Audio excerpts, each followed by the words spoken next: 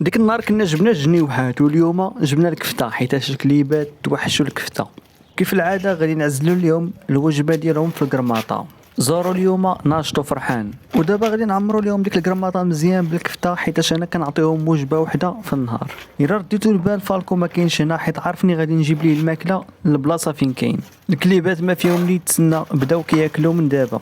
هاد الماكله اللي كتشيط في السطح راه كيجي واحد الطير كحل كياكلها. انا الحمد لله راه كلشي كياكل، اللي في السما ياكل واللي في الارض اللي ياكل، كل واحد فيه مكتاب ليه رزقه. ودابا غادي نهزو هاد الخير وغادي نديوه للبلاصه فين كيتسنانا فالكو. فالكو فين واقف عند الباب، هو كي كيشوف. شوف ناشط مع راسو. هاكا سيدي هاك. سونيا حتى هي دخلات وغندفع عليهم باش يبداو الماكله.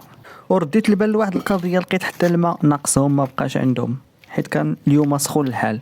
زورو غير تابعني وكاع شرق ليا السروال حيت كينوض السنينات باغي غير فين يعض. شي سنينات عنده دايرين بحال الشوك. ودابا غادي نعيط على سونيا باش تجي حتى هي تدخل لبلاصتها حيت غادي نسد الباب. خاصني نشوف شي وقيت باش نصايب هاد الباب هذا حيت كاع تشتت كاع مهرس دقدقوا الكليبات. زورو باقي غير زايد فيه كيجرى ليا في سروالي. ولفني فيما نطلع نعطيه الكاشير. هاد المره طلعت جبت لك فتا ما عجبوش الحال.